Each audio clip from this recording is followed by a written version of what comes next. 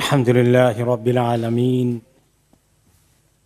حمدا كثيرا طيبا مباركا فيه يا ربنا لك الحمد كما ينبغي لجلال وجهك وعظيم سلطانك وأصلي وأسلم على أفضل الأنبياء والسيد المرسلين نبينا محمد وعلى آله وأصحابه أجمعين আলহামদুলিল্লাহ আজকে আমাদের সিরাতুন নবী ধারাবাহিক আলোচনার তৃতীয় অধিবেশন শুরু হচ্ছে। আমরা এখনো ভূমিকায় আছি যে জমিনে আল্লাহ তাআলা রাসূলুল্লাহ সাল্লাল্লাহু আলাইহি ওয়াসাল্লামকে পাঠিয়েছেন, সেই জমিনটার মানুষগুলো কেমন ছিল, তাদের সোসাইটি কেমন ছিল, তাদের দিনদারি কেমন ছিল, এগুলোর কিছু আলোচনা আমরা গত সপ্তাহে শুনেছি। আরেকটু আলোচনা বাকি আছে, আমরা আজকে আসবো শেষ দিকে ইনশাআল্লাহ।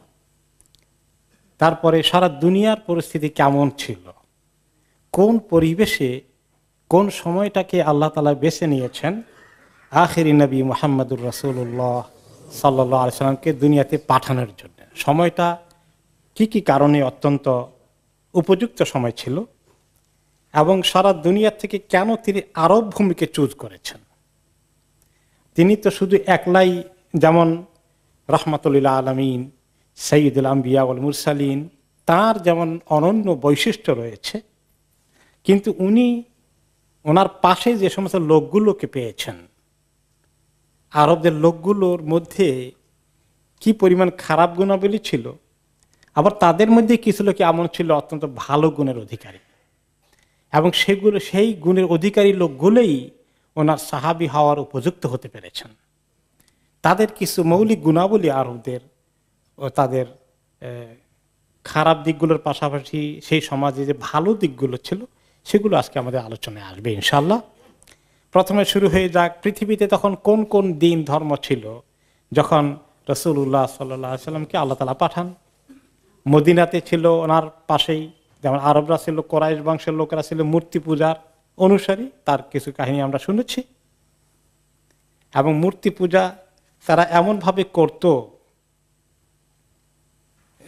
সেই মূর্তি আল্লাহ তাআলা তাদেরকে, মানে সাধারণত বড় বড় মূর্তি তো ছিলই, কিন্তু কোনো কোনো সময় তারা এমন ছোট কাজ করেছে, এত মূল্যহীন কাজ করেছে ইবাদত করার জন্য, শিরক করার জন্য, যেটা কোনো সেন্সে ধরে না, মাথায় ঢুকে না। যেমন সহিহ বুখারীতে একটা হাদিস এসেছে, সাহাবী আবু রাজা আল উতারিদি রাদিয়াল্লাহু আনহু বলেন, কুন্না না'বুদুল হাজার, আমরা তো মূর্তি পূজা করতাম পাথর দিয়ে বানানো মূর্তির। ফাইদা ওয়াজাদনা হাজারান হুয়া আখিয়ারু মিনহু, কিন্তু সব জায়গায় তো আর এরকম মূর্তি পাওয়া যায় না। আমরা বিভিন্ন জায়গায় সফর করতাম, তো সব কিছু শুরু করতে তো মূর্তির নামে শুরু করতে হবে। আমরা আল্লাহ নামে শুরু করি যেভাবে, এখন সব জায়গায় মূর্তি নাই, কি দিয়ে শুরু করি? কারণ কিছু একটা দেখতে হবে, তার কাছে চাইতে হবে। আমাদের আল্লাহকে তো আমরা দেখি না, যেখানে থাকি সেখান থেকে আল্লাহর কাছে চাইতে পারি, তাদের কিছু একটা তো লাগবে। তো বলে যে আমরা যখন ভালো কোনো মূর্তি পেতাম না পূজা করার জন্যে, তখন একটা পাথর ধরে নিয়ে আসতাম। এই যে পাথর একটা আছে, এটার সামনে রেখে এর কাছে কিছুক্ষণ পর্যন্ত প্রার্থনা করতাম, কিছু চাইতাম। কিছুক্ষণ পরে দেখি যে ও এর চেয়ে ভালো আরেকটা পাথর আছে, তো এটা ফেলে দিতাম, দিয়ে ওইটা একটু ভালো আছে ওইটার কাছে চাই। চিন্তা করতে পারেন? ফাইদা লাম নাজিদ হাজারান জামানা জসওয়াতাম মিন তুরাব, কোনো এমন ভূমিতে যখন থাকতাম যেখানে পাথর নাই, সুবিধা মতো পাথরই পাওয়া যায় না, কি করি সেখানে?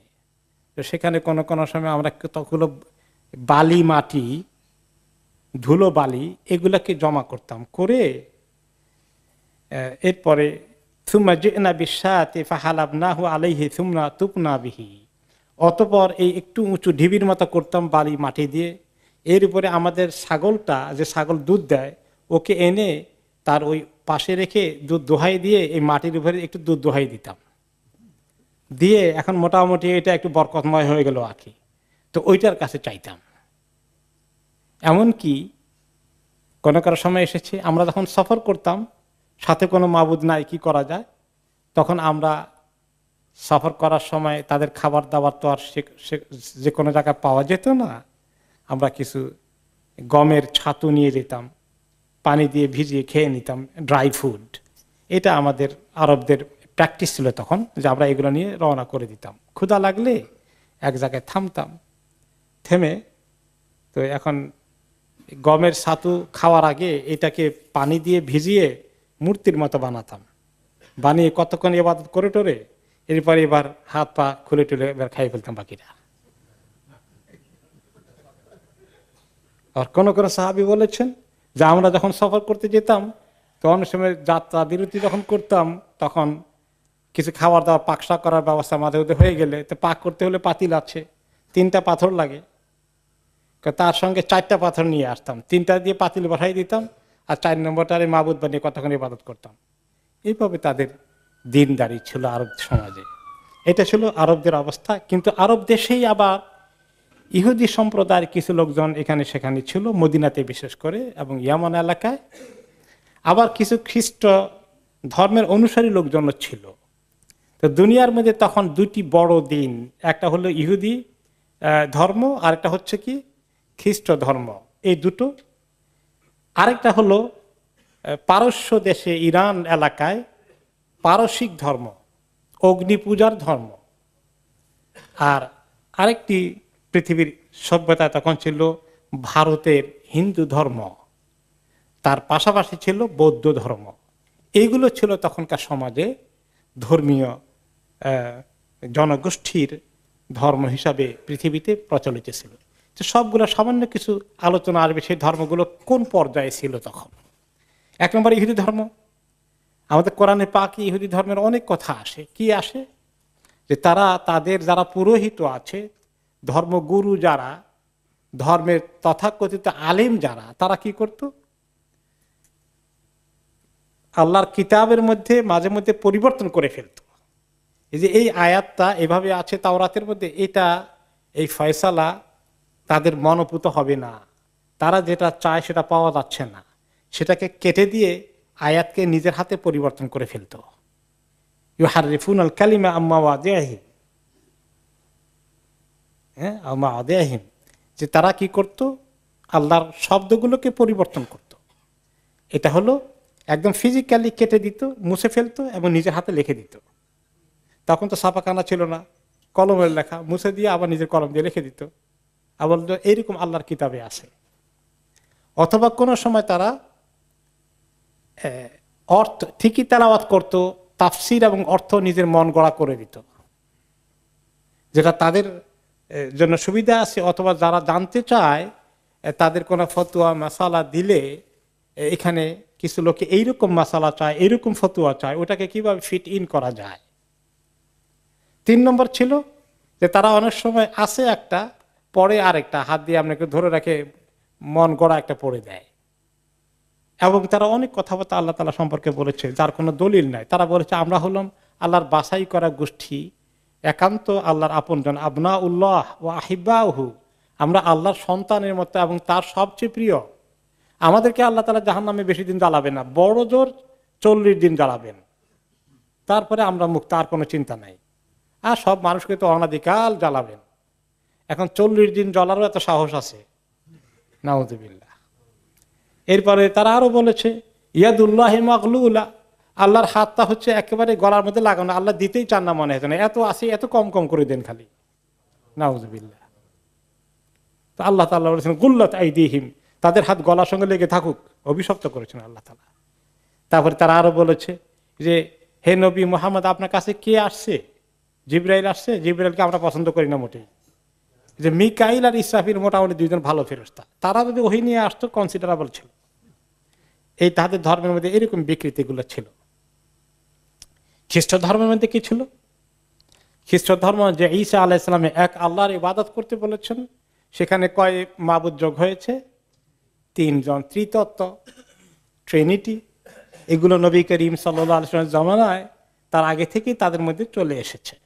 এবং সেখানেও তারা মন গড়া বিভিন্ন রকমের শরীয়তের মাসালা তাকে চেঞ্জ করে করে করে তারা পরিবর্তন করে। তাদের ওলামারা বসে কনফারেন্স করে যে নবীর শরীয়তকে পাল্টিয়ে দেয় এখন আমাদের মুসলমানদের আলেমরা মিলে বিশাল এক কনফারেন্স করে কোরআন হাদিসের বিপরীত কোনো ফতোয়া তৈরি করে এটা গ্রহণ করা যাবে?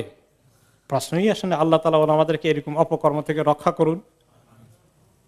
এইভাবে করে খ্রিস্ট ধর্মের মধ্যেও ঠিক তেমনি গির্জা কেন্দ্রিক, গির্জার সঙ্গে যারা শাসক আছে তাদের সঙ্গে প্যাক্ট ছিল যে প্রচুর পরিমাণ ট্যাক্স আদায় করবে।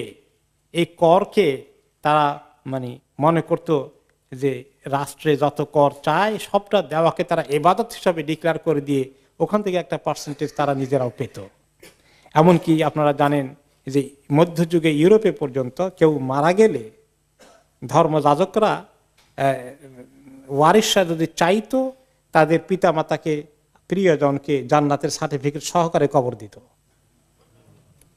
এবং কোন ধরনের জান্নাত চায় সেটার ব্যবস্থাও আছে। এইভাবে ধর্মের মধ্যে খ্রিস্ট ধর্মে এরকম অবস্থা হয়েছে।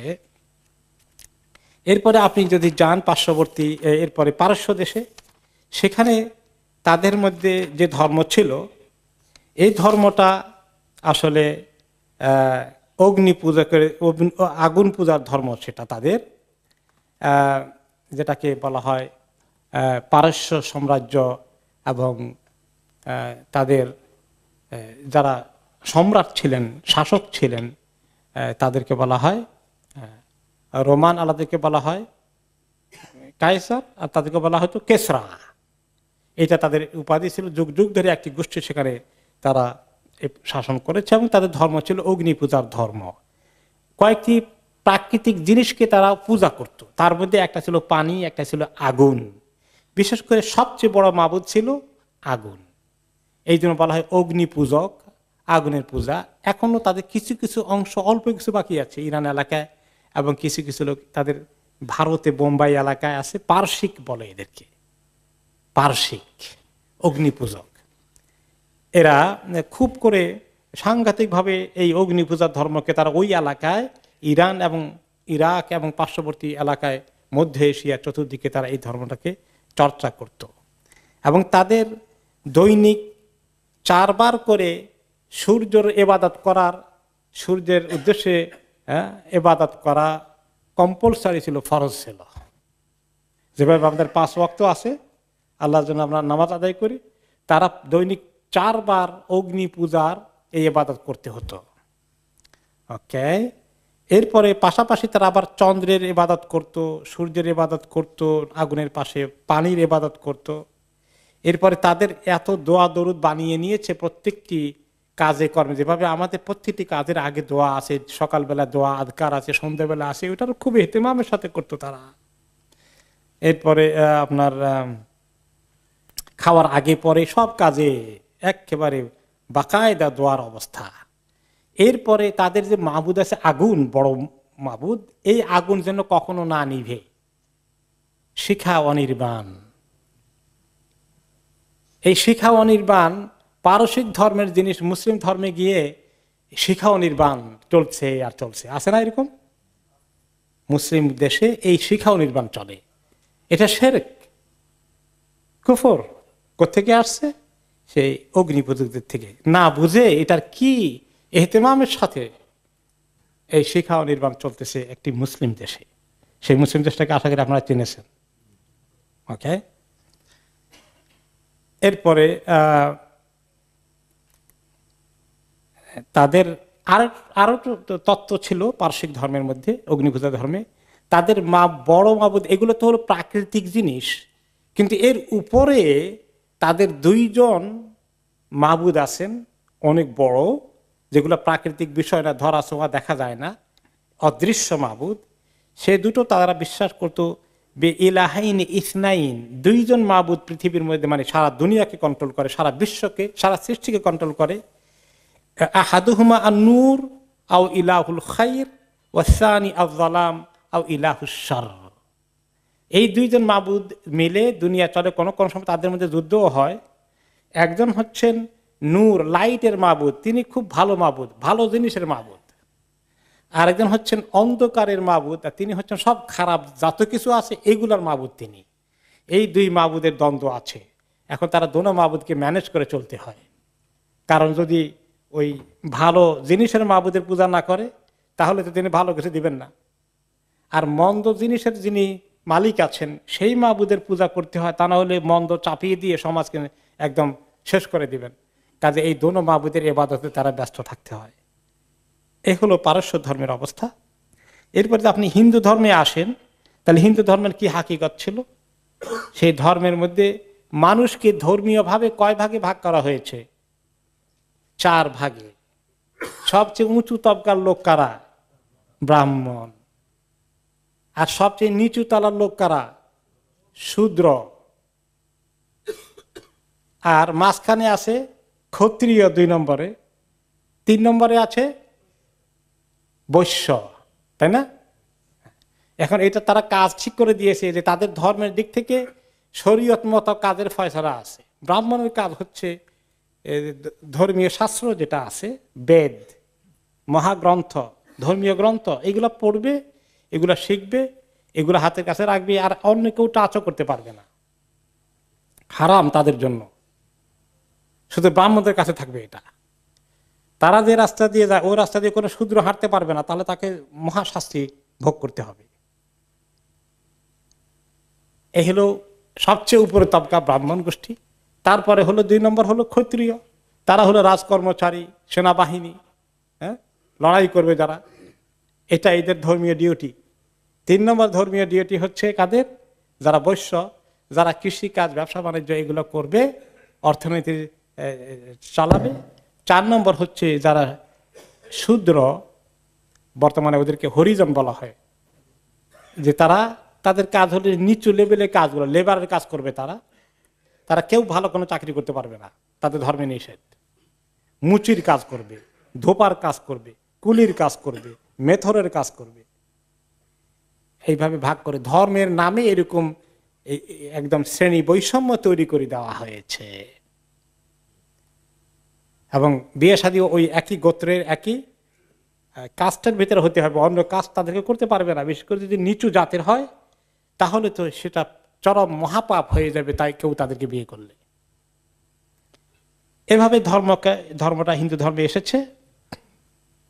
এবং তার পাশাপাশি বৌদ্ধ ধর্ম, যেটা ভারতীয় উপমহাদেশের একটি এলাকা এবং দূর প্রাচ্যে, পূর্ব এশিয়ায় প্রচলিত ছিল, সেটা হচ্ছে বৌদ্ধ ধর্ম। সেখানেও মূর্তি পূজা কিভাবে হয়েছে, বৌদ্ধের বিশাল বিশাল মূর্তি বিভিন্ন জায়গায়, এটা হলো তাদের ধর্মের সবচেয়ে বড় কথা। সে বৌদ্ধ ধর্মের অন্যতম স্লোগান ছিল কি?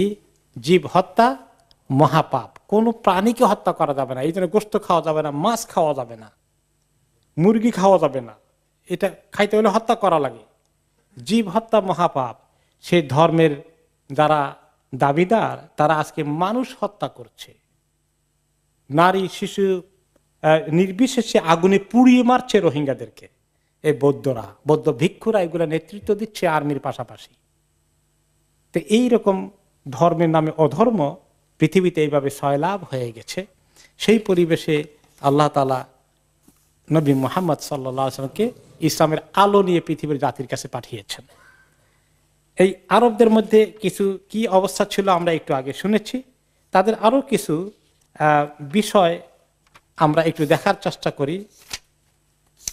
তাদের কিছু কিছু আরো গুণ ছিল। 1 নম্বরে শিরকের ব্যাপার আমরা শুনেছি, সেই বিষয়ে একটি হাদিস রাসূলুল্লাহ সাল্লাল্লাহু আলাইহি ওয়াসাল্লাম বলেছেন, সহিহ মুসলিমের হাদিস, সেটা হচ্ছে আলা ইন্না রব্বি আমারানি আন উআল্লিমাকুম মা জাহিলতুম।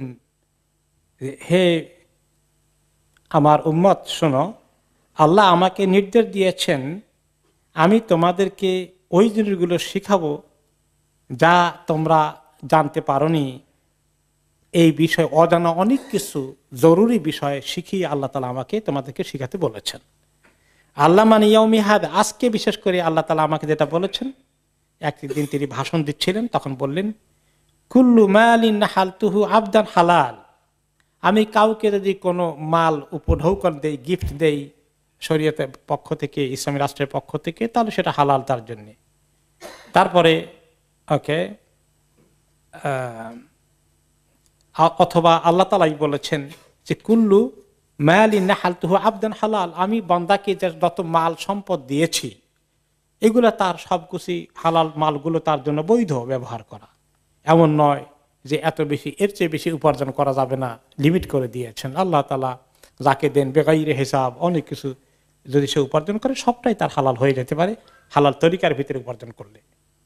অতঃপর ওয়া ইন্নী খালাকতু ইবাদি হুনাফা কুল্লাহুম, আমি আমার সমস্ত বান্দাদেরকে সৃষ্টি করেছি হুনাফা, হানিফ করে। হানিফ শব্দের অর্থ আমরা গত সপ্তাহে বলেছিলাম কি, যে ব্যক্তি শিরক থেকে মুক্ত, শিরক করে না। আল্লাহর ইবাদত করতে হবে তা না জানলেও, কেমনে করতে হবে জানে না, কিন্তু কোনো মূর্তির কোনো মাবুদের পূজা তাহলে করে না, এর থেকে দূরে আছে, এদেরকে বলা হয় হানিফ। আমাদের যখন জন্ম হয়, যদিও আমরা তখন আল্লাহর ইবাদতে নাই, কিন্তু আমরা তখন হানিফ, ফিতরাত আল্লাহ, কুল্লু মাউলুদিন ইউলাদু আলাল ফিতরা, আমরা একদম সহি যে মন মানসিকতা, ইমান, শিরক মুক্ত অবস্থায় আমরা জন্মগ্রহণ করি। এইভাবে প্রত্যেকটি মানুষকে আমি শিরক মুক্ত অবস্থায় জন্ম দিয়েছি, পৃথিবীতে পাঠিয়েছি। কিন্তু ওয়া ইন্নাহুম আতাতহুমুশ শায়াতিন ফাজতালাতহুম আন দীনিহিম, শয়তানগুলো তাদের কাছে এসে তাদের এই যে অরিজিনাল দিন দিয়ে আমি পৃথিবীতে পাঠাই, ফিতরাতের ধর্ম ইসলাম, শিরক মুক্ত অবস্থা, এখান থেকে সরিয়ে নেয়। ওকে, ওয়া হাররামাত আলাইহিম মা আহলালতু লাহুম, আর আমি যা হালাল করে দিয়েছি ওদের উসিলা সেগুলোকে হারাম করে, আর যেগুলো আমি হারাম করে দিয়েছি সেগুলোকে শয়তানরা তাদের জন্য হালাল করে দেয়। ওয়া আমারতুহুম আন ইশরিকু বি মা লাম ওয়া আমারাতহুম আন ইশরিকু বি মা লাম ইউনজিল বিহি সুলতানা, আমি যেটাকে নিষেধ করেছি তার বিপরীত শয়তানরা তাদেরকে নির্দেশ করেছে যে বিভিন্ন রকমের মাবুদ মূর্তিগুলোর পূজা করো, যেগুলোর পক্ষে কোনো দলিল নাই। না জেনেই শয়তানের কথায় পড়ে মানুষ এই মূর্তি পূজার দিকে লিপ্ত হয়ে গেল। তিনি সাবধান করলেন যে এরকম যেন কোনো পর্যায়ে গিয়ে তার উম্মতে শিরকে লিপ্ত না হয়ে যায়। আমরা গত সপ্তাহে আরো শুনেছিলাম যে আরব দেশে এরকম কিছু হানিফ লোক ছিলেন যারা মূর্তি পূজা করেননি। তাদের মধ্যে আলহামদুলিল্লাহ তারা, যদিও ইব্রাহিম আলাইহিস সালামের ধর্ম মেজরিটি লোক পরিবর্তন করে ফেলেছে, কিন্তু কিছু লোক ধরে রাখার চেষ্টা করেছে। তাদের মধ্যে একজন ছিলেন যায়েদ ইবনে আমর ইবনে নুফাইল, এক কবি এবং ভালো শিক্ষিত মানুষটি। তিনি, তার ব্যাপারে রিওয়ায়াত আছে, কানা লা ইয়াযবাহু লিল আনসাব ওয়া লা ইয়াকুলুল মাইতা ওয়াদ দাম, তিনি কখনো কোনো মূর্তির পূজা করেননি, মূর্তির সামনে কোনো কোরবানিও উৎসর্গ করেননি, বরঞ্চ তিনি কবিতা লিখেছেন যেখানে তাওহীদের কথা আছে। তিনি বলেছেন, আরাব্বান ওয়াহিদান আম আলফা রাব্বিন আদিনুন ইদা তুকসিমাতিল উমুরু, যে এক রব কি উত্তম না হাজার রব জোগাড় করবা তোমরা। তারপরে তিনি আলো বলেছেন, ওয়ালাকিন আবুদুর রহমান রব্বি লিয়াগফিরা যামবির রব্বুল গাফুরু, বরঞ্চ আমি শুধুমাত্র এক রবের ইবাদত করি যিনি রহমান, তিনি আশা করছি তিনি আবার গুনাহকে মাফ করে দিবেন, তিনি অত্যন্ত ক্ষমাশীল রব। তাওহীদের খবর তার কাছে ছিল। এরকম বেশ কিছু লোক বিভিন্ন জায়গায় ছড়িয়ে ছিটিয়ে তাদের মধ্যে ছিল। তার মধ্যে আরেকজন বিখ্যাত বক্তা ছিলেন এবং ভ্যারি পপুলার ইন্টেলেকচুয়াল স্পিকার ছিলেন, তাদের সবাই তার কথা শুনতেন। তার নাম হচ্ছে কুস ইবনে সাঈদা আল ইয়াদি। তিনি ছিলেন খাতিবান হাকিমান আকিলান, তিনি ছিলেন ভালো বক্তা, অনেক বড় জ্ঞানী, খুব বুদ্ধিমান ব্যক্তি। তো তিনি মাঝে মধ্যে কি করতেন, বিভিন্ন গ্যাদারিংয়ে যেতেন এবং এক আল্লাহর দিকে দাওয়াত দিতেন। তখনও রাসূলুল্লাহ সাল্লাল্লাহু আলাইহি ওয়াসাল্লামের আবির্ভাব হয়, তিনি নবুয়ত পাননি। এই বেচারা তাওহীদের কাজ এভাবে করেছেন এবং তিনি হয়তো দ্বীন ইব্রাহিম সাল্লাল্লাহু আলাইহি ওয়াসাল্লামের যে সামান্য কিছু বাকি ছিল সেটাকে ধরে রাখতে সক্ষম হয়েছিলেন। ইবনে আব্বাস রাদিয়াল্লাহু তাআলা আনহুমা বলেন, ইন্না কুস ইবনে সাঈদা কানা ইয়াখতুবু কওমাহু ফি সুকে উকাদ।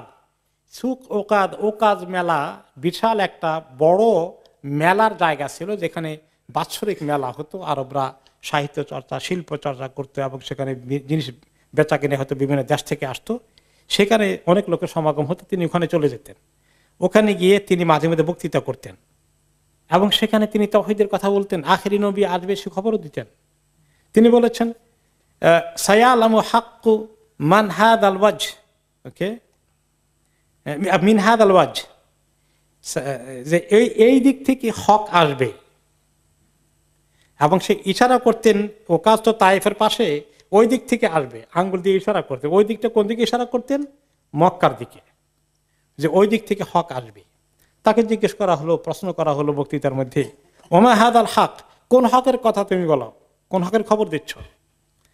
তখন বলল, রাজুলুম মিন ওয়ালাদিল উআই ইবনে গালিব ইয়াদউকুম ইলা কালিমাতিল ইখলাস ওয়া আইশিল আবাদ ওয়া নাঈম লা ইয়ানফাদ।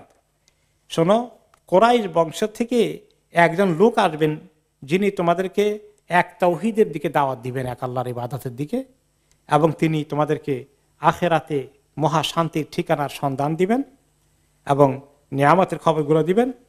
উনি যখন আসবেন, ফাইন দাআকুম ফাজিবু, উনি ডাকলে, তোমাদেরকে দাওয়াত দিলে, দিনের কথা বলে তোমরা সাড়া দিও। ওয়ালাউ আলিমতু আন্নী আইশু ইলা মা বাসিহি লাকুনতু আউওয়ালা মান ইয়াসআ ইলাইহি। যে আমি যদি জানতাম যে তিনি কোত্থেকে আসবেন, কবে আসবেন, তিনি এই দায়িত্ব নিয়ে হাজির হয়ে যাবেন এবং আহ্বান করবেন, আমি সবার আগে তার ডাকে সাড়া দিব যদি আমি তাকে পেয়ে যাই। কিন্তু তার আফসোস হচ্ছে, যেটা পরবর্তী পর্যায়ে প্রমাণিত হয়েছে, সে যদিও নবী করিম সাল্লাল্লাহু আলাইহি সাল্লামকে পেয়েছেন, কিন্তু নবুয়ত পাওয়ার আগে জানতে পারেনি যে এই লোকটাই ওই লোক। তখনও নবুয়ত ডিক্লার হয়নি, ওহী নাজিল হয়নি। মুহাম্মদ সাল্লাল্লাহু আলাইহি সাল্লাম তখন আর 10 জন মানুষের মতোই তাদের কাছে, সমাজের আরেকজন মানুষ মাত্র। এই জন্য তিনি নবুয়ত পাওয়ার আগেই ওনার ইন্তেকাল হয়ে গেছে। বেচারা এই জিনিসটাকে মিস করেছেন। তো আরবদের এই যে কিছু ভালো অবস্থা কিছু লোক ছিল, যদিও তাদের সংখ্যা কম, আমরা এখন দেখব যে ওই আরবদের সামাজিক পরিবেশটা কেমন ছিল, সভ্যতা, বিভিন্ন আমাদের সামাজিক আচার অনুষ্ঠানগুলো কেমন ছিল, এর মধ্যে ভালো কি দিক ছিল আর মন্দ কি দিক ছিল। এবং ভালো দিকগুলো খুব দামি জিনিস ছিল, যেগুলো পরবর্তী পর্যায়ে সাহাবীদের মধ্যে বিশাল একটা ভূমিকা রেখেছে ভালো গুণগুলো। আগে আসুই তাদের যে কিছু গুণ ছিল, যেমন তাদের সামাজিক, এটা কোনো রাষ্ট্র ছিল না আরব দেশে, বিভিন্ন কবিরা কেন্দ্রিক ছিল। যেভাবে পারস্য সাম্রাজ্য ছিল, রোমান সাম্রাজ্য ছিল, সেগুলো বাকায়দা পরিপূর্ণ একটা রাষ্ট্রের তরিকায় আছে। কিন্তু আরবদের মধ্যে এরকম কোন রাষ্ট্র আরব দেশে তখন ছিল না।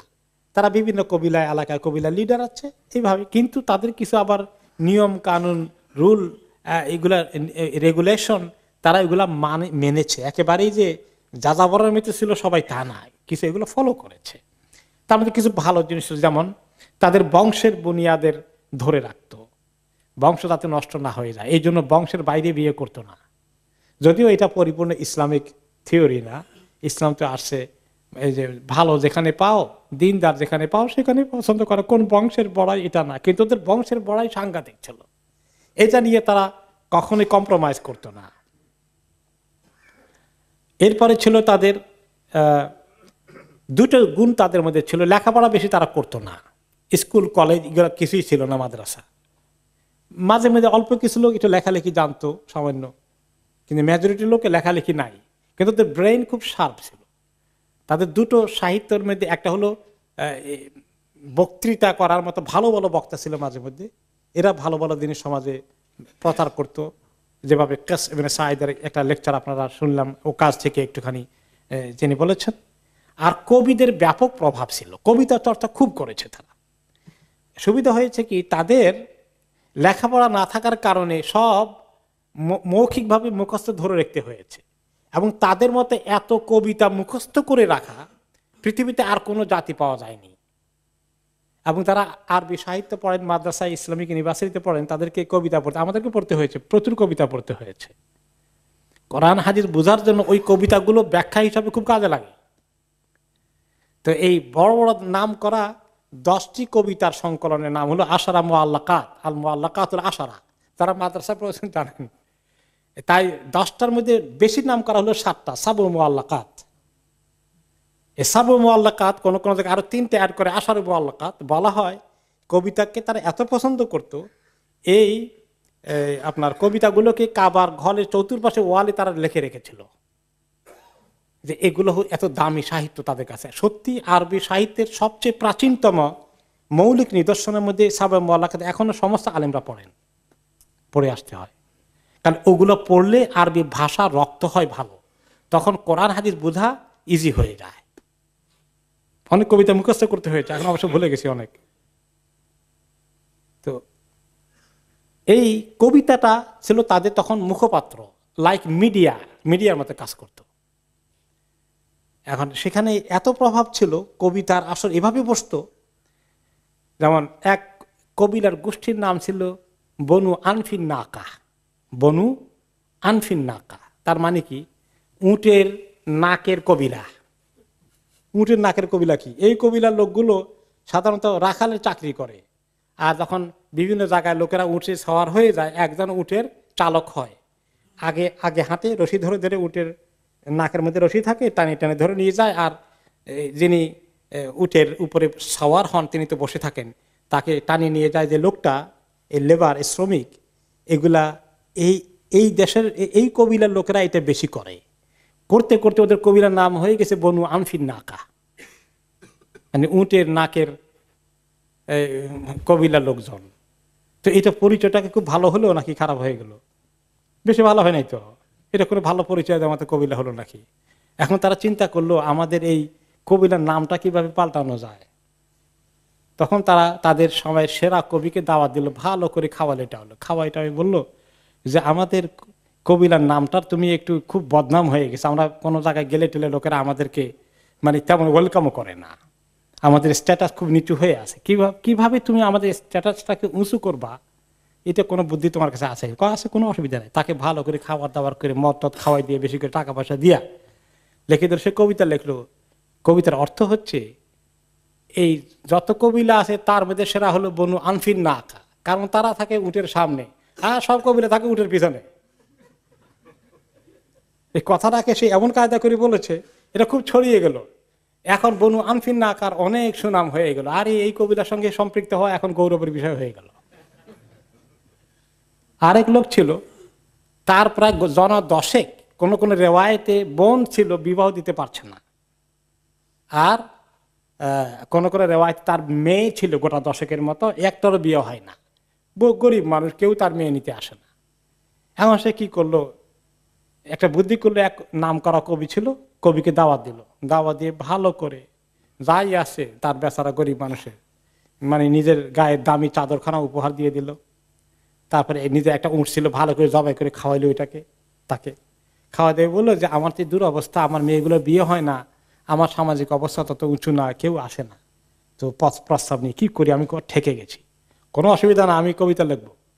এমন প্রশংসা তার জোরে দিল সে, কয়েকদিনের মধ্যে তার সবগুলো মেয়ে প্রস্তাব এসে মাশাআল্লাহ ভালো ভালো জায়গা বিয়ে হয়ে গেছে। তো এটা এই জন্য বললাম যে এটার এত প্রভাব ছিল। এই জন্য বলা হয় যে আশ-শা'রু দিওয়ানুল আরব, কবিতা ছিল আরবদের মিডিয়া। এবং এই জন্য যখন রাসূলুল্লাহ সাল্লাল্লাহু আলাইহি সাল্লাম যখন মদিনাতে আসলেন, হিজরত করে ইসলামের প্রচার হয়ে গেল, তখন আরবরা এই কবিতা ব্যবহার করলো। নবী করিম সাল্লাল্লাহু আলাইহি সাল্লাম ওনার পরিবারের সদস্যদের ব্যাপারে, ওনার ব্যাপারে বিশ্রী কথা বলে বলে কবিতা লিখে খুব প্রচার শুরু করে দিল, যাতে করে এটার এত নেগেটিভ ইম্প্যাক্ট হয়ে যায় লোকেরা ইসলামের দিকে না আসে। তখন রাসূলুল্লাহ সাল্লাল্লাহু আলাইহি সাল্লাম এর মোকাবিলায় কবিতাকে ব্যবহার করলেন। হাসান ইবনে সাবিত রাদিয়াল্লাহু আনহুকে বললেন যে আপনি কবিতা লেখেন, রূহুল কুদুস জিবরাইল আলাইহিস সালাম এসে আপনাকে হেল্প করবে। এবং অনেক কবিতা লেখলেন, এগুলো জবাব দিয়ে দিয়ে দামি দামি কবিতা লেখলেন। এগুলো ছড়িয়ে গেল, ওগুলোর মোকাবিলা আরব দেশে একদম কবিতার যুদ্ধ শুরু হয়ে গেল। এবং আলহামদুলিল্লাহ মোকাবিলা করতে পারলেন স্বয়ং রাসূলুল্লাহ সাল্লাল্লাহু আলাইহি ওয়াসাল্লাম। এই জন্য ওই কবিতাগুলো এনে মসজিদে নববীতে নিজে স্টেজ বানিয়ে দিয়ে হাসানকে বলে তুমি এখানে কবিতা পড়ো, আর সাহাবীরা শুনতেন আর এগুলো ছড়িয়ে দিতেন। This is the media at that time. তো এভাবে তাদের সাহিত্যের প্রভাব সাংঘাতিক ছিল। আর সেই জাতি কোরআনের মূল্য বুঝতে পারবে যে জাতি সাহিত্যের মর্যাদা বুঝে। যখনই তাদের কাছে কোরআন এসেছে, হ্যাঁ এটা এমন জিনিস, আমরা তো আরবি সাহিত্য চর্চার একদম উঁচু মানে আছি, যদি এটা মুহাম্মদের নিজে তৈরি করা হয় তাহলে এই সাহিত্যের কোনোটার সঙ্গে তো মিলে না, তার চেয়ে অনেক উঁচু। এই দেখেন সাহিত্য, এই প্রচার এবং প্রসারে তারা যেভাবে ভূমিকা রেখেছে, ওই জিনিসটা এখন কোরআন প্রচারের জন্য, ইসলাম প্রচারের জন্য কোরআন যে কত দামি জিনিস এটা বোঝার জন্য সুবিধা হয়েছে। এই ছিল সাহিত্য এবং কবিতার প্রভাব। তাদের মধ্যে আরেকটা জিনিস ছিল খুব খারাপ, মহিলা সংক্রান্ত বিষয়। তারা মহিলাদেরকে ভালো করে কোনো অধিকার দিত না পুরুষদের সমান। নারী পুরুষের যে একটা সাম্যের অধিকার আছে, মানুষ অলাকাত কাররামনা বনি আদম, আল্লাহ তাআলা যে বলেছেন বনি আদমকে আমি সম্মানিত করেছি, পুরুষ এবং মহিলা উভয়কে। মানুষ হিসেবে তার সম্মান অবশ্যই সমস্ত সৃষ্টির ঊর্ধ্বে, কিন্তু তারা মহিলাদেরকে এই সম্মান দিত না। এক নম্বরে তারা কি করত, যে যদি কোনো পিতা মাতা মারা যান সম্পদ রেখে, এই সম্পদের মালিক কি হবে, কোনো মেয়ে সম্পদের কিছু পাবে না। কারা পাবে? শুধু ছেলেরা পাবে। আবার ছেলেদের মধ্যে সব ছেলেরা পাবে না, যেগুলো বাবার মধ্যে বড় বড় ছেলে হয়েছে, যারা লড়াই করার মতো যোদ্ধা হয়েছে, তারা পাবে শুধুমাত্র। যেগুলো তার চেয়ে ছোট, মাইনর, নাবালিগ, এরা কোনো কোনো কবিলা আক্রমণ করলে যুদ্ধ করতে পারবে না, এরা পাবে না। এরপরে আপনার যদি নিজের ছেলে মেয়েদের মধ্যে শুধু ছেলে আছে, শুধু মেয়ে আছে, ছেলে নাই, তাহলে সে মারা গেলে তার মেয়েরাও পাবে না, ওই মেয়েদের কাজিনরা পাবে। এরকম একটা ঘটনা ঘটলো নবী করিম সাল্লাল্লাহু আলাইহি ওয়াসাল্লামের জামানায়, মদিনাতে ঘটেছে। আওয়াস ইবনে সাবিত নামে একজন সাহাবী ইন্তেকাল করলেন। তখন কিন্তু শরীয়তে কোরআনের মিরাসের আইন আসে নাই, নাজিল হয় নাই। তখন সে মারা যাওয়ার পরে তার দুটো মেয়ে রেখে গেল, ছোট মেয়ে, বা তারা মোটামুটি বয়স হয়েছে এখন। তাদের দুইজন চাচাতো ভাই ছিল, তারা এসে তাদের সমস্ত সম্পদ নিয়ে গেল, যে এই পরিবারের পক্ষ থেকে আমরা যোদ্ধা হিসাবে আসি, গোটা পরিবারের গোষ্ঠীর পক্ষ থেকে যোদ্ধা আমরা, আমাদের হক। এটাই এই আরব সমাজের নিয়ম। তো মেয়েদের মা বলে যে মেয়েগুলার কিছু রাখবা না, কারণ এটা তো আমাদের হক।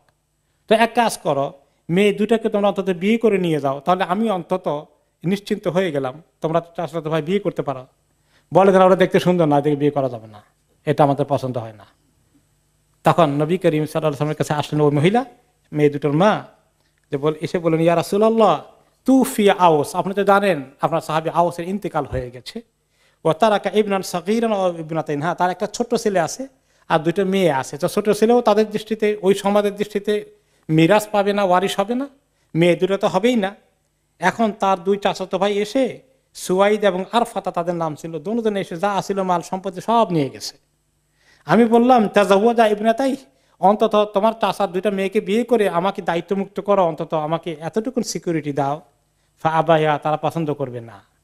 তখন নবী করিম সাল্লাল্লাহু আলাইহি ওয়াসাল্লাম বলেন, লা তুহাররিকা মিনাল মিরাথি শাইআন, এই দুটো কোনো মিরাজ পাবে না।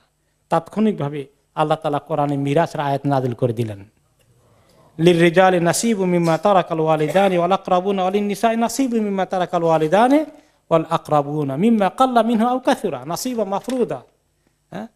পুরুষদের জন্য অংশ রয়েছে তাদের পিতামাতা অথবা নিজস্ব ঘনিষ্ঠ কেউ যদি মারা যান, ঠিক তেমনি মহিলাদের জন্য অংশ রয়েছে যদি তাদের পিতামাতা এবং নিকষ্ট ঘনিষ্ঠ আত্মীয় স্বজন কিছু রেখে চলে যান, কম হোক আর বেশি হোক, নাসিবা মাফরুদা।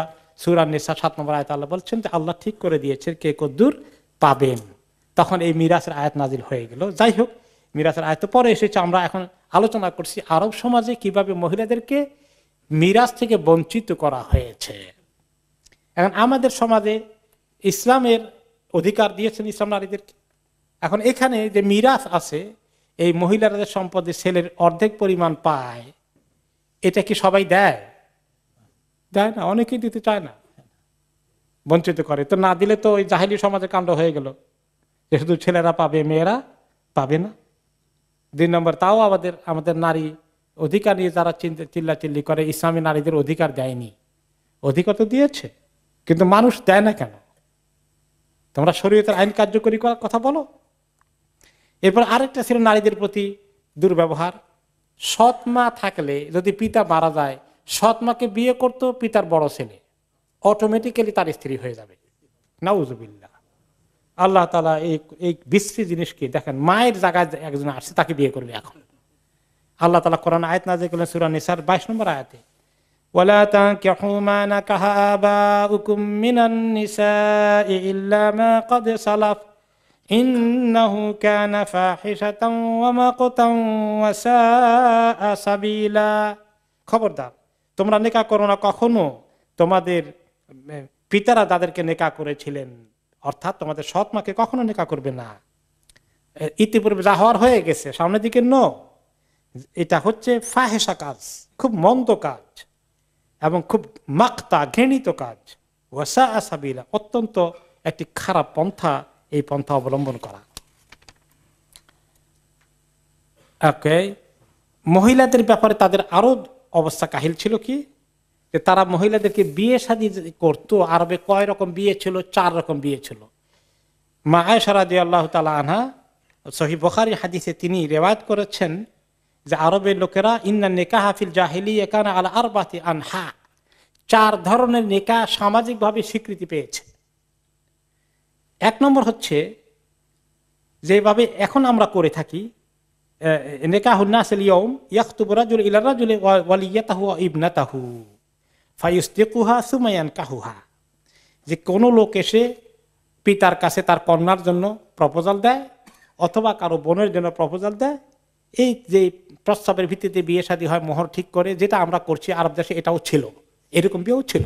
এটাই যারা সমাজের সম্ভ্রান্ত লোকগুলো এই বিয়েই ফাংশন করত, বা ভালো বংশের লোকেরা এই বিয়েই প্র্যাকটিস করত, এটাও ছিল।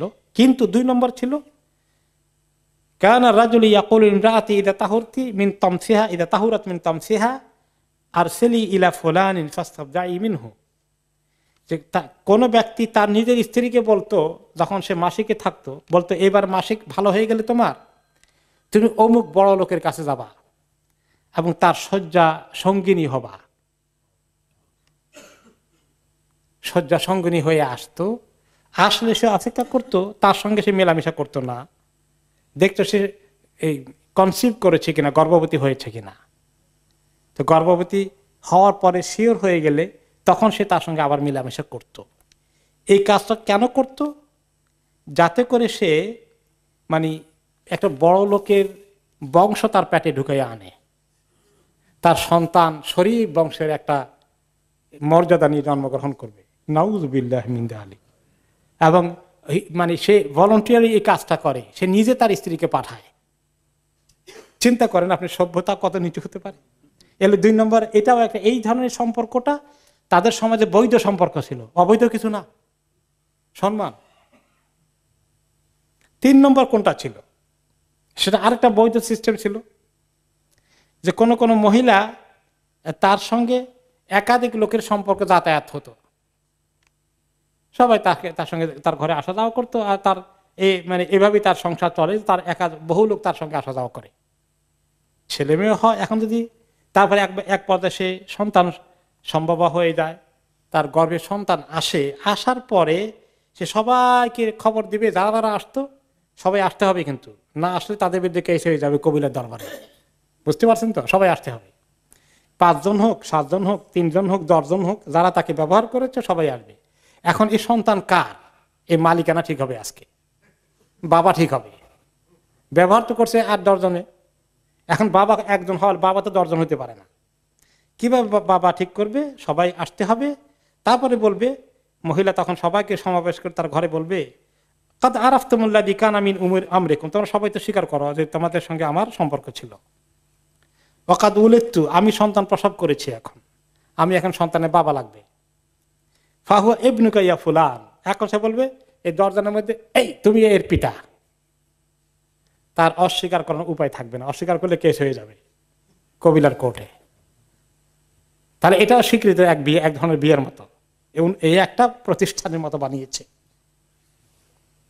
4 নম্বরটা ছিল যে এরপরে ইয়াস্তামিনাসুল কাসীর, ওকে, আরো ব্যাপক সংখ্যক লোক আরেক বাড়িতে আসা যাওয়া করেছে, এবং তার বাড়িতে এটা অ্যালাউড, বেশ্যাখানার মতোই অনেকটা।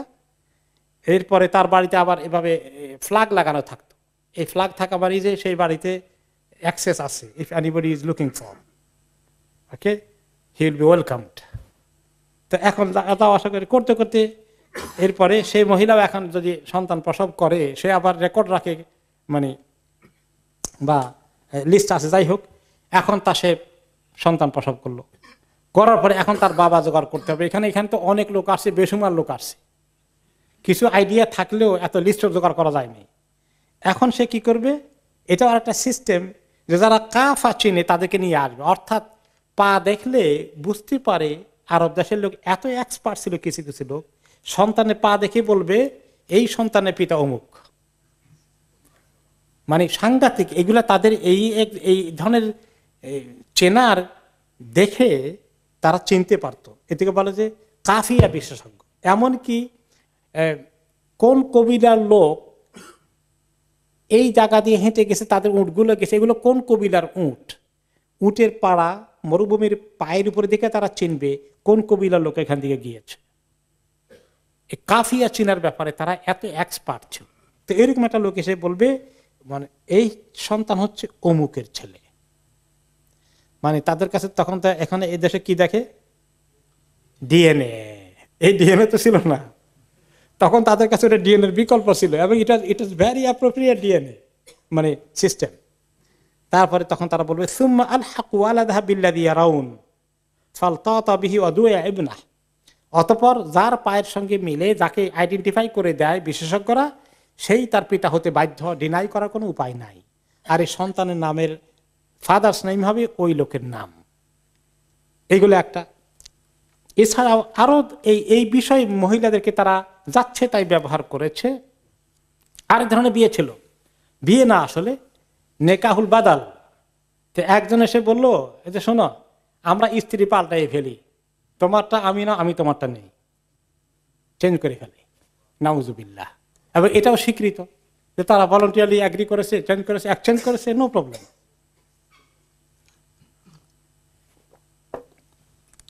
আরেক ধরনের ছিল নেকাহ শেখার, এক কাজ করো, আমার বিয়েকে, আমার বোনকে তোমার কাছে বিয়ে দেয়া, তোমার বোনকে আমার কাছে বিয়ে দিবা, কোনো মহারানা না, এটাই মহারানা। এটাকে বলে নেকাহ শেখার। সব ইসলাম এগুলোকে বাতিল করে দিয়েছে। তারা দুই বোনকে একসঙ্গে নেকার মধ্যে নিয়ে আসতো, ইসলাম এটাকে হারাম করে দিয়েছে। ও আনতাজমাউ বাইনাল উখতাইন, দুই বোনের সঙ্গে একসঙ্গে বিয়ে করতে পারবে না। তারা বেলা হুদুদ বেসুমার স্ত্রী রাখত, 10 জন, তারা যত ধনী 20 জন স্ত্রী। এখনো আফ্রিকার কোন কোন কবিলায় গেলে অমুসলিম সম্প্রদায়ের মধ্যে আপনি পাবেন বড় বড় কবিলার লিডার, যে তার প্রায় 5-7 জন আছে। এরপরে নেপালের রাজা যে আছে, এখন নেপাল না, ভুটানের রাজা, সে এক পরিবারে 3 বোন বিয়ে করছে, 3 সহোদরা বোন তার স্ত্রী। আমি পত্রিকা পড়েছি এটা। আর আফ্রিকায় এরকম একাধিক মানে 5-7-10-12 জন করে স্ত্রী আছে। তো ইসলাম এটাকে সীমাবদ্ধ করে দিয়েছে, 2 বোনকে একসঙ্গে রাখা যাবে না। কোন কোন সাহাবী ছিলেন, ইয়া রাসূলুল্লাহ আমার 2 বোন আছে, আমার স্ত্রী হিসেবে কি করবে, যেটা তুমি একটাকে তালাক দিয়ে দাও। কোন কোন সাহাবী ইসলাম কবুল করেছেন, তার স্ত্রী আছে 5-7-10 জন, যে তুমি 4 জন তোমার যেটা রাখা মুনাসিব মনে করো রেখে, বাকিগুলোকে তুমি ফ্রি করে দাও তালাক দিয়ে, তাদের অন্য জায়গায় বিয়ে হয়ে যাবে। এভাবে ইসলাম এটাকে ফর্মালাইজ করেছে। এর আগে একটা কেওটিক সিচুয়েশন মেসের মধ্যে ছিল আরব সমাজ। তালাকের ব্যাপারে একই অবস্থা। তারা বলতো কি যে তালাকের কোনো শ্বাস নাই, এখন তালাক দিলাম, এখন তো তালাক দিলে কিছু ইদ্যত পালন করতে হয়, আবার ইদ্যত পালন শেষ হওয়ার আগেই আবার উইথড্র করে ফেললাম, তারপরে আবার তালাক দিল, আবার উইথড্র করে, আবার তালাক দিল, আবার উইথড্র করে। এটা কোনো শেষ নাই খেলার। মহিলাকে শাস্তির মধ্যে রাখতেই থাকে, তার জীবনে কোনো সিকিউরিটি নাই। তখন ইসলাম এসে আল্লাহ তাআলা কি বললেন, আর তালাক মাররাতান, তালাক 2 বার দেওয়া যায় মাত্র। প্রথমবার তালাক দিয়েছ একবার, তারপরে ইদ্যতের ভিতরে উইথড্র করতে পারো। আবার যদি তোমার উইথড্র করার পরে অসুবিধা হয়, তাহলে সেকেন্ড টাইম আবার তালাক হয়ে গেছে, তাহলে আবার ইদ্যতের ভিতরে মহিলার 3টি মাসিক পার হওয়ার আগে তুমি উইথড্র করতে পারো। এই 2 বারের পরে ব্যবহার করার পরে যদি আবার 3rd টাইম ব্যবহার করো, তাহলে আর সুযোগ নাই, তোমার থেকে ফাইনালি আলাদা হয়ে গেছে। আর তালাক মাররাতান, তালাক মাত্র 2 বার দেওয়া যাবে। 3rd টাইম দিলে তারপরে ইমসাকুম বিমারুফ, তাহলে ভালো করে ব্যবহার করো, 2 তালাকের পরে, 1 তালাকের পরে। তা যদি করতে না পারো, আও তাসরিহুম বিইহসান, তাহলে তোমরা 3 নম্বরে আলাদা যদি দিতে হয়, তাহলে সুন্দরভাবে 3টা দিয়ে শেষ করে তোমরা সম্পর্ক শেষ করো। এছাড়া আর কোনো তরিকায় তালাক দেওয়া হবে না, দেওয়ার কোনো সুযোগ নাই। এরপরে তারা কি করত, কন্যাদের প্রতি অবিচার করেছে আপনারা জানেন। কন্যাকে কি করত, জীবন্ত কবর দিত। কেন দিত এটা, এর কারণটা কি? অসম্মান, মর্যাদাহানি। কেন মর্যাদাহানি? এক কবিলা আরেক কবিলাকে অ্যাটাক করতো, এটা ছিল one of the main source of income. হঠাৎ করে মধ্যরাতের পরে অ্যাটাক করে যা ওদের গরু ছাগল হান্ডি পাতিল যা নিয়ে আসা যায়, এটা হলো একটা বড় ধরনের ইনকাম ছিল তাদের কোন কোন কবিলার। আর সেখান থেকে তারা তাদের সুন্দরী মেয়েদেরকে ধরে নিয়ে আসতো, কৃতদাসী বানাতো। এখন তারা চিন্তা করে যে মেয়ে হলে যদি এরকম কোনো সময় অ্যাটাক করে ফেলে, তাহলে আমাদের মেয়েদের প্রতি তারা এরকম অবিচার করবে। কাজেই আর আমার মেয়ে আজকে কারো কৃতদাসী হয়ে আছে, এই বিড়ম্বনা সহ্য করা যাবে না। কাজেই মেয়ে হওয়াটা তাদের জন্য কলঙ্কের কারণ ছিল। এই জন্য তারা কন্যাদেরকে জীবন্ত দাফন করেছে। আপনারা দাহিয়া কালবির ঘটনা জানেন যে কিভাবে সে নিজের মেয়েকে দাফন করেছে জীবন্ত অবস্থায়। এরপরে আমরা দেখি যে তাদের আরেকটি ব্যাপক খারাপ গুণ ছিল, যুদ্ধ বিগ্রহে তারা প্রচন্ড লিপ্ত থেকেছে। অনেকগুলো নাম করা যুদ্ধ বছরের পর বছর চলেছে। একটা যুদ্ধকে বলা হয় আপনার হারবুল বাসুস, বাসুস যুদ্ধ। দুই কবিলার মধ্যে একটা উটকে নিয়ে গন্ডগোল লেগে একজন আদমকে মেরে ফেলে, তারপরে কাউন্টার করতে গিয়ে এই উটকে কেন্দ্র করে এই বাসুসের যুদ্ধ হয়। নবী করিম সাল্লাল্লাহু আলাইহি ওয়াসাল্লামের আগে মানে নবুয়ত পাওয়ার আগে এই যুদ্ধটা দুইটা কবিলার মধ্যে হয়। একটা হলো কবিতা বাকর, কবিরা তাগলেব। এই যুদ্ধ চলে 40 বৎসর, 40 বৎসর চলে। কত লোক যে দুনিয়া থেকে চলে গেছে। আরেকটা ছিল দাহে সল কাবরা, এখানে উটের প্রতিযোগিতা নিয়ে যুদ্ধ হয়। না, ঘোড়া প্রতিযোগিতা নিয়ে হয়। ঘোড়া প্রতিযোগিতার মধ্যে দুইটা ঘোড়া খুব রেস করে, অনেক দূর থেকে রেস করানো হয়। তো একটা লোক ওই যে ঘোড়াটা 1 নম্বর হওয়ার কথা, ওটাকে এমন করে ধাক্কা দিয়ে ফেলে দেয়, আরেক ঘোড়াটা 1 নম্বর হয়ে যায়। এই উসিলা নিয়ে যুদ্ধ হয়ে সেই যুদ্ধ বহুদিন চলে এবং সেখানে অনেক লোক ইন্তেকাল মারা যায়। ওকে, এটাকে বলা হয় আপনার আবাস ও জুবিয়ানের যুদ্ধ, দাহিস আল গাবরা, দাহিস আল গাবরা। এরপরে আওস এবং খাজরাদের মধ্যে বহুদিন যুদ্ধ হয়েছে। ওকে, এবং তাদের ওই যুদ্ধের শেষ এটার নাম ছিল বুআস। নবী করিম সাল্লাল্লাহু আলাইহি ওয়াসাল্লাম মদিনা যাওয়ার আগ পর্যন্ত তারা এই যুদ্ধ কন্টিনিউ করে, অবশ্যই এক পর্যায়ে সন্ধি হয়ে যায়। এরপরে আমরা আসি যে তাদের আখলাক কেমন ছিল, চরিত্র কেমন ছিল, আচার ব্যবহার কেমন ছিল। তারা আখলাক কেমন ছিল বুঝতে পারলেন, যৌন জিন্দিগিতে তারা এইভাবে বেশ্যা বৃত্তিটা অনেকটা কমন ছড়িয়ে পড়েছে। কিন্তু এরপরেও যারা আশরাফ বংশের মহিলারা, তারা জেনা বা বিচার করতো না, জানতো না যে মহিলা জেনা করতে পারে। যেমন হিন্দ বিনতে উতবা, আবু সুফিয়ানের স্ত্রী, সে তো কাফের, আবু সুফিয়ানের তখন কাফের। এরপরে মক্কা বিজয়ের পরে তখন আবু সুফিয়ান তো আগেই ইসলাম কবুল করে ফেললেন। এরপরে তার স্ত্রী শেষ পর্যন্ত গড়িমসি করে শেষ পর্যন্ত ইসলাম কবুল করতে আসলেন, বাইয়াত করতেছেন, রাসূলুল্লাহ সাল্লাল্লাহু আলাইহি ওয়াসাল্লামের সঙ্গে শপথ নিচ্ছেন যে ইসলাম কবুল করার। তখন নবী করিম সাল্লাল্লাহু আলাইহি ওয়াসাল্লাম যখন ইসলাম কবুল করাতেন, কতগুলো কন্ডিশন অ্যাড করতেন যে আল্লাহ ইশরাকনা বিল্লাহি শাইআ, তোমরা শপথ করে ইসলামের কালিমা গ্রহণ করো, তোমরা কোনো শিরক করবে না। ওয়ালা ইয়াসরিকনা, হে মহিলারা তোমরা চুরি করবে না। ওয়ালা ইয়াজনিন, জেনায় লিপ্ত হবে না, এগুলা তোমরা করবে না। ইসলাম কবুল করার সাথে সাথে এই সমস্ত গুনাহগুলোও করবে না, এগুলা তোমরা একসঙ্গে বায়াত করো।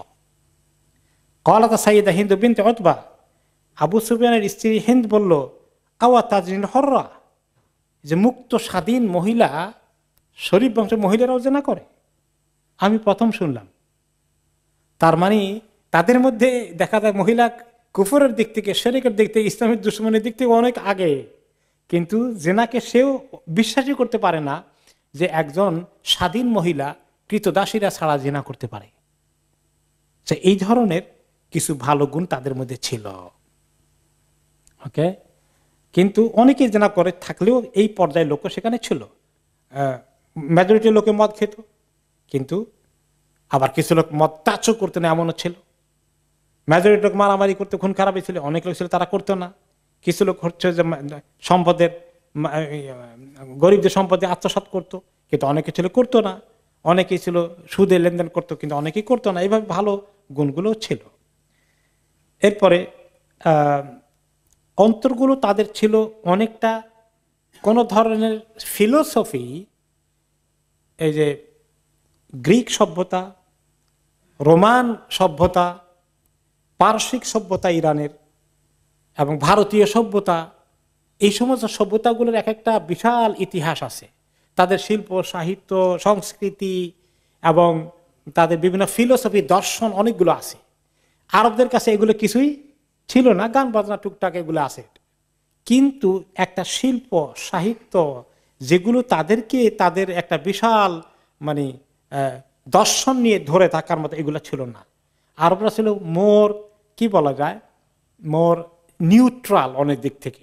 খালি একটু শয়তানের ইয়েতে পড়ে, কুমন্ত্রণায় তারা শিরক করেছে, আর জেনা ব্যভিচারে অনেকে লিপ্ত হয়ে পড়েছে। কিন্তু বড় ধরনের দর্শনকে ধরে একটা সোসাইটি গড়ে ওঠা, এগুলো এই জাতীয় কোনো সংস্কৃতি তাদের কাছে এভাবে ছিল না, যার ফলে তারা অনেকটা নিউট্রাল ছিল। এবং ইসলামের দাওয়াতটা যখন তাদের কাছে ঠিক মতো পৌঁছানো গেছে, তখন তারা মেজরিটি লোকেরা কি করেছে, গ্রহণ করেছে, ভালো লোকগুলোকে অ্যাকসেপ্ট করে ফেলেছে। কিন্তু অন্যান্য যেখানে সাংঘাতিকভাবে তাদের নিজস্ব দর্শন, তাদের বিশাল সংস্কৃতির ইতিহাস আছে, তারা কিন্তু অনেক ফাইট করেছে, সহজে কবুল করতে চায়নি। তো এটা একটা আরবদের ভালো জিনিস ছিল যে তারা অনেকটা রেডি ছিল, মনে হয় মাইন্ডের মধ্যে খুব বেশি কিছু নাই, উল্টাপাল্টা সেটা থেকে সরাই দিতে পারলে ইসলাম ঢুকার কাজটা কিন্তু অনেক সহজ ছিল। ভেরি লেইম্যান টাইপের পিপল। শোনেন, আমাদের গ্রামের বা দেশের যারা কোনো কোনো সময় কম শিক্ষিত বা অর্ধশিক্ষিত বা কম শিক্ষিত, খুব বেশি মানে একেবারে কি বলে এটাকে, ধোকাবাজি জানে না, সরল মানুষ, সরল মনা, ঠিক কিনা? আর যারা শহুরে মানুষ, তাদের ভিতরে প্যাসপুস বেশি, অনেক ঘোর প্যাস শিখে তারা জানে ঘুষ কেমনে খাইতে হবে, কোনখানে টাকা মারতে হবে, এগুলো অনেক কিছু জানে। তো আরবদের অবস্থা ছিল তারা ভেরি সিম্পল মাইন্ডেড ছিল। যদি ইসলামটা মাথায় ঢুকানো দেওয়া গেছে, এটার জন্য তারা পাগল হয়ে গেছে। তো এটা একটা পজিটিভ এরিয়া ছিল যে আরব দেশে ইসলামকে আল্লাহ তাআলা এই জন্য চুজ করেছেন। আরো কিছু গুণ ছিল, তারা ছিল সাংঘাতিক দানশীল পর্যায়ের। হাতেম তাইয়ের নাম শুনেছেন? হ্যাঁ, আরব দেশেই ছিল হাতেম তাই। পৃথিবীতে অন্য কোনো ইরানি সভ্যতায়, রোমান সভ্যতায়, গ্রিক সভ্যতায়, ভারতীয় সভ্যতায় এরকম কোনো এত বড় মানে দানশীল ব্যক্তির পরিচয় পাওয়া যায় না তাদের ইতিহাসের মধ্যে। এমন হয়েছে যে মেহমান এসেছে, এখন কিচ্ছু নাই, একটা মাত্র উট আছে, তার নিজের যানবাহন, ওইটাকে জবাই করে দিয়েছে। এবং আরবদের কবিতা আমাদেরকে অনেক পড়তে হয়েছে। কবিতার বিষয় ছিল দুইটা, একটা ছিল প্রেম গাথা, আর একটা ছিল আপনার ওই এই যে মেহমানদারি, দেওয়ানুল হেমাসা তারা পড়েছেন, ওলাদিয়াফ আদিয়াফ।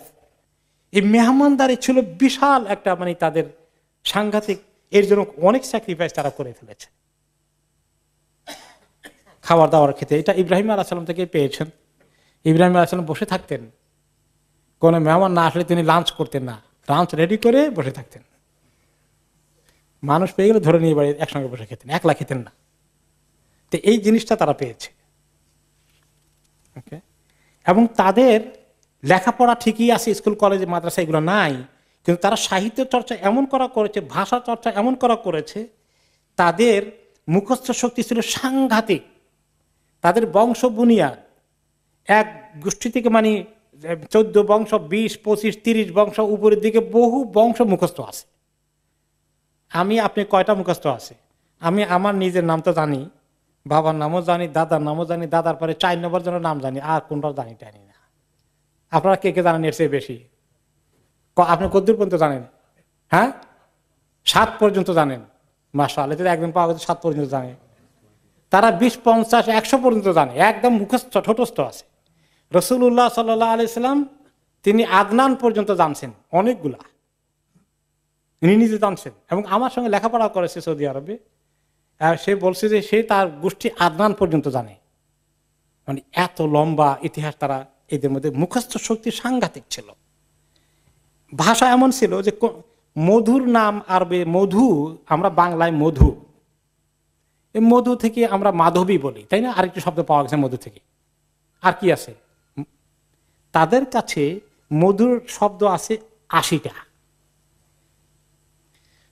শিয়াল পাওয়া যায় অনেক মরুভূমিতে, যে জিনিস যে দেশে বেশি পাওয়া যায় ওইটার নাম বেশি। শিয়ালের 200টা নাম আছে আরবিতে। আর সিংহ কোন কোন এলাকায় পাওয়া যায়, সিংহের 5টা নাম আছে, এই 500 নাম আছে। উটের নাম আছে 1000, মানে 1000 শব্দ দিয়ে উট তারা বলতে পারে। এরকম তরবারি নাম অনেক যুদ্ধ করেছে, তরবারি নাম অনেক বেশি আছে, তরবারির নাম আছে প্রায় 4000-এর মতো। এইভাবে তাদের এই যে এতগুলো মুখস্থ রাখে, এগুলো জন্য কেমন স্মরণ শক্তি দরকার। এগুলো ওদের মধ্যে ছিল, পৃথিবীর কোনো জাতির মধ্যে তখন ছিল না। এই জন্য আল্লাহ তাআলা ওদেরকে চুজ করেছেন ওই জায়গায় রসুল পাঠাতে, এবং তারা কোরআনকে মুখস্থ করেছে। রাসূলুল্লাহ সাল্লাল্লাহু আলাইহি ওয়াসাল্লাম লক্ষ লক্ষ হাদিস পরে মুখস্থ করেছেন ওই আরবের গোষ্ঠী। তাদের ভেরি শার্প মেমোরি। এই যে খেজুরের অনেক নাম আছে, খেজুর তো আমাদের সে একটাই নাম, আর এদের কাছেও একটা ডেট। তাদের কাছে খেজুর মনে করেন যখন আদা পাকা হয়, ওই একটু হলুদ রঙের খেজুর পাওয়া যায় না, দেখছেন না, শক্ত কষকষে একটু, এটার নাম হলো বালাহ। এরপরে যখন আরো পেকে যায়, রসে টলটল হয়ে যায়, নরম, এটাকে বলে রোতাব। এরপরে যখন আপনার এই যে এখন নর্মাল খেজুর হিসেবে শুকনো, মানে মোটামুটি পেকে টাইট হয়ে গেছে, একেবারে লুজ থাকে নাই, একটু টাইট হয়েছে, এগুলোকে বলে তামর। এইভাবে করে তাদের প্রচুর নাম এই খেজুরের আছে। হ্যাঁ, এরপরে তারা খুব বীরত্ব তাদের মধ্যে অনেক ছিল, বীর পুরুষ। এবং এটা দেখা যায় যে তারা প্রত্যেক যুদ্ধ হওয়ার আগে বলতো যে 2 কবিলা যুদ্ধ করবে। এখন যুদ্ধের আগে 2 জন আসবে যে আমার সঙ্গে কে পার্সোনালি মোকাবিলা করো, ওই দিক থেকে আসো। এবং এই তরিকাকে স্বয়ং রাসূলুল্লাহ সাল্লাল্লাহু আলাইহি ওয়াসাল্লাম ব্যবহার করেছেন বদর যুদ্ধে, যে তারা আসছে যে তোমাদেরকে চ্যালেঞ্জ করি, সাহস আছে আমার মোকাবিলা করতে। তারা একজন আসছিল, তাদের মোকাবিলা এক সাহাবী গিয়েছেন। 2 নম্বরটা বেরিয়ে আসছে, আমার মোকাবিলা কে করবা? মুসলমানদের মধ্যে আরেকজন গেছেন। কারো যদি মোকাবিলা করতে কেউ না যায়, তাহলে কি প্রমাণিত হবে? ভীরু কাপুরুষ, আর তারা বীর পুরুষ। তো এই জন্য তারা এভাবে, তারা জানে যে আমরা 2 জন বের হলাম 2 দিক থেকে, একজন মরবো আরেকজন বাঁচবো, সাক্ষাৎ ফাইট করতেছে 1 to 1। এইভাবে তারা নিজেরা মৃত্যুকে মোকাবিলা করার মতো সাহস তাদের আছে। ভ্যারি যোদ্ধা, ভ্যারি মানে কি বলা যায়, অসম্ভব সাহসী তারা। ওকে, এরপরে কেউ যদি তাদের কাছে সাহায্য চাইতো, আসে তাকে আশ্রয় দিয়েছে, কোনো দিন সে এখান থেকে হাত গুটাই নেবে না, মরলে মরতে হবে।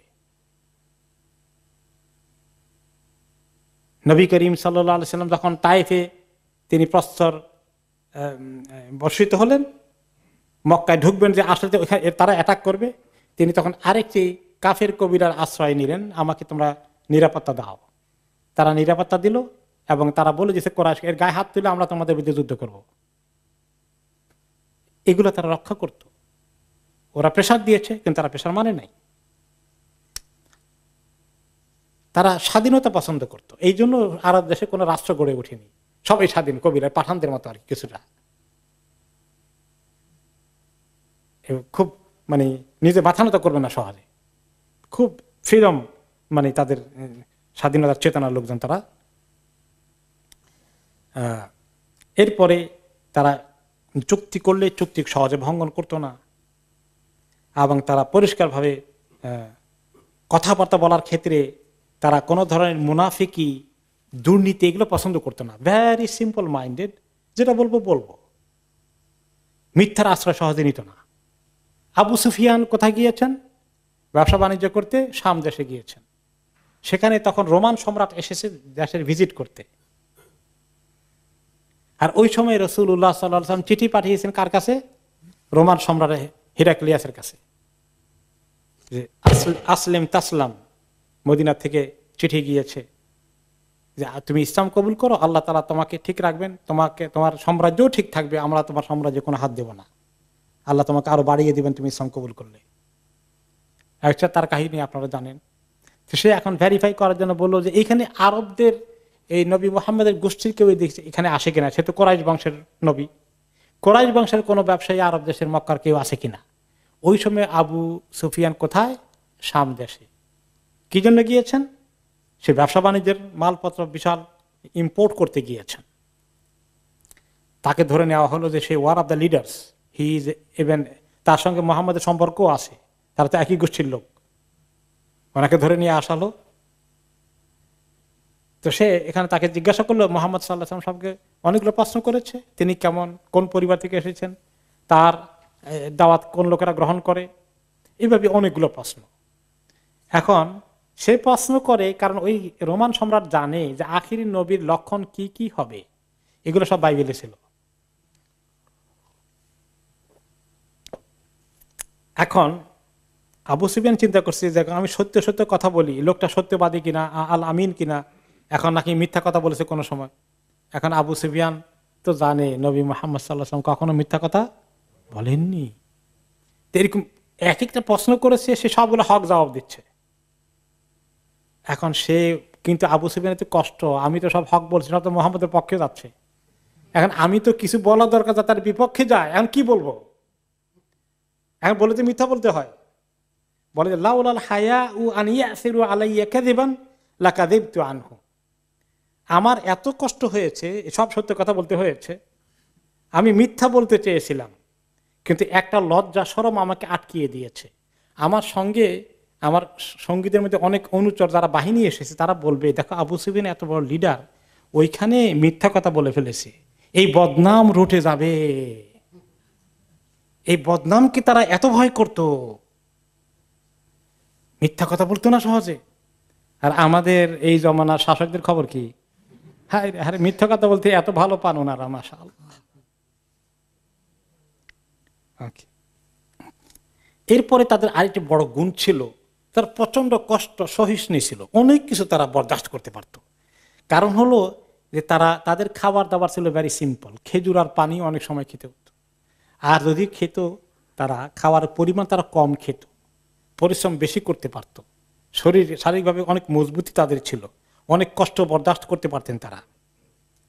গরম ঠান্ডা কি যখন গরম পড়ে, কেমন গরম পড়ে আরব দেশে, এখন তো এয়ার কন্ডিশনার আছে, তখন কোন কন্ডিশন ছিল? ভেরি ব্যাড কন্ডিশন ছিল, হট কন্ডিশন ছিল অনলি। তারা ওখানে সার্ভাইভ করেছে। আর যখন কোন কোন সময় মরুভূমিতে আপনি থাকবেন, বেদুইনদের এলাকায়, যখন রাতের বেলা শীত পড়ে, কেমন শীত পড়ে জানেন? এখানে শীত বরদাস্ত করা যায়, সেখানে শীত আরো কঠিন হয়ে যায়। এরপরে এক দেশ থেকে আরেক দেশে কত দূরে জার্নি করতে হতো, গাছপালা নাই, কি অবস্থায় তারা বসবাস করেছে সেখানে। এর কারণে তাদের শারীরিক শক্তিও আল্লাহ তাআলা অনেক দিয়েছেন। এই সমস্ত অনেকগুলো গুণ, ফিজিক্যাল এবং মৌলিক কতগুলো গুণ তাদের ছিল, যেগুলোকে পৃথিবীর ওই সময়ের মধ্যে অনেক দিক থেকে সবচেয়ে ভালো লোক হিসাবে পাওয়া যায় তাদের মধ্যে তখন। যদিও আইয়ামে জাহিলিয়াত শুধু আরব দেশের মধ্যে সীমাবদ্ধ ছিল না, সারা পৃথিবীতে তখন আইয়ামে জাহিলিয়াত চলছে। কিন্তু অন্যদের যে নিউট্রাল মেন্টালিটি নাই, তাদের যে করাপশন আছে, তারা যে বিভিন্ন রকমের ফিলোসফিতে, দর্শনে নিজের মন মগজে ঢুকিয়েছে, আরবদের এগুলো ছিল না। তাদের বীরত্বের গুণ ছিল, তারা ভয় ভীতিকে তোয়াক্কা করতো না, তারা গরম ঠান্ডা সহ্য করতে পারতো, তারা কষ্ট করতে পারতো, তাদের স্মরণ শক্তি বেশি ছিল। এই সমস্ত ভালো ভালো গুণগুলো, ফিজিক্যালি তারা অনেক ফিট ছিলেন। মরুভূমিতে তারা বসবাস করে, কোনো আর্টিফিশিয়াল লাইফ নেই, সব প্রকৃতির সঙ্গে যুদ্ধ করে বেঁচে থাকতে হয়। মানে এক একটা মানে জেনুইন জিনিস আর কি, শরীরের ভিতরে যা কিছু আছে। তারা আমাদের তো মাশাআল্লাহ ফার্মে মুরগি মতন হয়ে যাচ্ছে দিন দিন, সব আর্টিফিশিয়াল চলতেছে। তো এই যে শক্তি শারীরিকভাবে মানসিকভাবে দেওয়ার অনেকটা pure comparing to the other Nations, এই কারণে আল্লাহ তাআলা তাদেরকে পছন্দ করেছেন। এই জাতি নবী মুহাম্মদ সাল্লাল্লাহু আলাইহি ওয়াসাল্লামের সাহাবী হওয়ার উপযুক্ত জাতি। এই জন্য অনেক উলামায়ে কেরাম বলেছেন কানাত হাযিহিল ফাদাইল ওয়াল আখলাকুল হামিদা, এই সমস্ত গুণাবলীগুলো, সুন্দর সুন্দর অনেকগুলো মৌলিক গুণাবলী তাদের মধ্যে ছিল, যেগুলা ইসলাম এসে তাদেরকে যখন ইসলাম ধরে ফেলেছে, তখন তাদের মধ্যে এমন চেঞ্জ হয়েছে, তারা যেমন ডিস্ট্রাকটিভ ছিল, এখন ভেরি কনস্ট্রাকটিভ হয়ে গেছে। ইসলামের জন্য এটা দরকার ছিল। এই জন্যই আল্লাহ তাআলা তাদেরকে দিয়ে অনেক ভালো কাজ নিয়েছেন। তারা নবী করিম সাল্লাল্লাহু আলাইহি ওয়াসাল্লামের সাহাবী হওয়ার উপযুক্ত পজিশনে তারা ছিলেন। যে গুণটা ছিল না রোমান জাতির, পারসিক জাতির, ভারতীয় উপমহাদেশের লোকদের, এই কোয়ালিটি ছিল না, আরবদের এই মৌলিক কোয়ালিটি ছিল, যে কোয়ালিটিটা দিয়ে নবী করিম সাল্লাল্লাহু আলাইহি ওয়াসাল্লামকে হেল্প করা দরকার ছিল। ওই সমাজের, পৃথিবীর ওই সোসাইটির সভ্যতার মধ্যে আরব দেশকে আল্লাহ বাছাই করলেন, এবং পৃথিবীর তার পাশে তখন কি ধরনের অন্ধকার জাহেলিয়াত ছিল তার কিছু আমরা এই বিভিন্ন বর্ণনা পেলাম। এই পরিস্থিতিতে আল্লাহ তাআলা নবী করিম সাল্লাল্লাহু আলাইহি ওয়াসাল্লামকে দুনিয়াতে পাঠানোর সিদ্ধান্ত নিয়েছেন। তিনি যখন দুনিয়াতে আসেন তখন কয়েকটি ঘটনা ঘটে, বড় বড় কয়েকটি ঘটনা ঘটে। সেই ঘটনাগুলো আমরা আগে আলোচনা করব ভূমিকার শেষ পর্যায়ে, আশা করি ইনশাআল্লাহ আগামী সেশনে।